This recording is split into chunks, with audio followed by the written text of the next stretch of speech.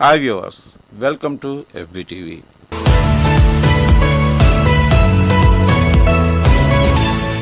ఉత్తరప్రదేశ్లోని ప్రయాగ్రాజ్లో త్రివేణి సంగమం వద్ద జనవరి 13వ తేదీన మహాకుంభమేళా ప్రారంభమైంది.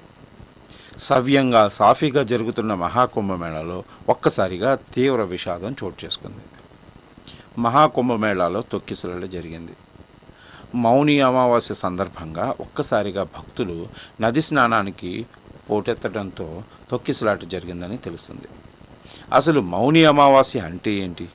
ఎందుకు మౌని అమావాస్య రోజు అంతమంది తరలి వచ్చారు?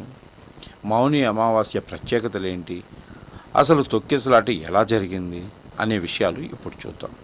మౌని అమావాస్య రోజు అంటే బుధవారం అత్యంత పవిత్రమైన మౌని అమావాస్య కావటంతో కుంభమేళా జరుగుతున్న త్రివేణి సంగమ ప్రాంతంలో పుణ్యస్నానాలు చేసేందుకు భక్తజన కోటి మునిపెన్నడూ లేనంతగా పెద్ద ఎత్తున ఘాట్లకి తరలిచ్చారు.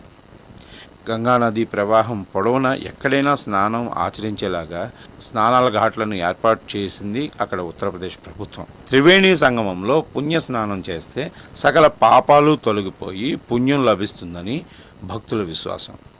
అందుకే సామాన్యుల దగ్గర నుంచి సన్యాసులు, సంతులు, సాధువులు, నాగసాధువులు, అలాగే కిన్నెరలు మొదలైన వారు ఎంతోమంది అక్కడికి తరలొచ్చారు. శ్రవణ నక్షత్రంలోని మౌని అమావాస్య వస్తుంది. దీంతో ఆ రోజుకు ఎంతో ప్రాముఖ్యత ఉంటుంది. ఈ శుభముహూర్తంలో కనుక పుణ్యస్నానం చేస్తే ఎంతో పుణ్యం లభిస్తుందని కోట్లాది మంది ఆసక్తిగా ఎదురు చూసి ఆ టైంలో అక్కడికి స్నానం చేయడానికి వస్తారు. అమృత స్నానం అంటే దాన్నే రాజస్నానం అని కూడా అంటారు. ఈ స్నానం తర్వాత దాన ధర్మాలు చేస్తే ఇక వాళ్ళకి సద్గతి ప్రాప్తి కలుగుతుందనేసి చాలామంది భక్తుల విశ్వాసం. ఈ సందర్భంగా శివుణ్ణి స్మరించుకుంటూ భక్తులు తమ పూర్వీకులకు నీరాజనాలు కూడా అర్పిస్తూ ఉంటారు. ఇలా చేయటం వల్ల సకల శుభాలు కలుగుతాయని వాళ్ళ నమ్మకం. ఇప్పటి వరకు పుణ్యస్నానాలు ఆచరించిన వారి సంఖ్య 15 కోట్లకు పైగా దాటిందని, మౌని అమావాస్య సందర్భంగా ఒక్కరోజే 10 కోట్ల మంది భక్తులు వచ్చారని అక్కడ ప్రభుత్వం విడుదల చేసిన లెక్కల ప్రకారం తెలుస్తుంది.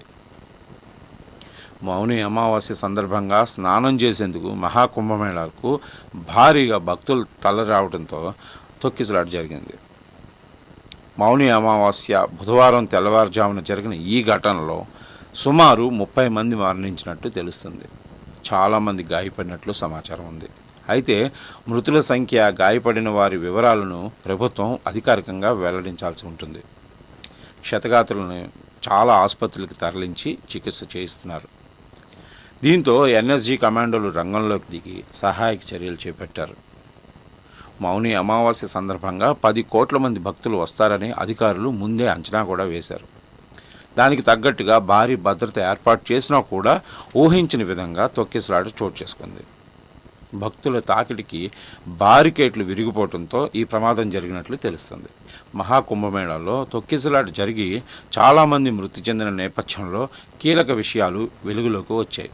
కుంభమేళా DIG వైభవ్ కృష్ణ అర్ధరాత్రి 12 గంటల సమయంలో అలర్ట్ చేసినట్లు కూడా తెలుస్తుంది. మౌని అమావాస్య కావడంతో చాలామంది భక్తులు భారీగా వస్తారని, త్వరగా స్నానాలు చేసి వెళ్ళిపోవాలని అక్కడ ఉన్న వాళ్ళని సూచించారట ఆయన. అప్పటికే అక్కడ ఉండి ఆ ఘాట్ల వద్ద నిద్రపోతున్న వాళ్ళని ఘాట్ల వద్ద రాత్రంతా ఇక్కడే ఉండి నిద్రపోవద్దని, ఇక్కడి నుంచి వెళ్ళిపోవాలని ఆయన హెచ్చరించారు. ఈ మాటలు వినకపోవడం, రద్దీ ఊహించిన విధంగా పెరిగిపోవడంతో ఈ ఘటన జరిగినట్లు సమాచారం. మహాకుంభమేళా ప్రాంతంలో తొక్కిసలాట ఘటనపై ప్రధానమంత్రి నరేంద్ర మోడీ విచారం వ్యక్తం చేశారు.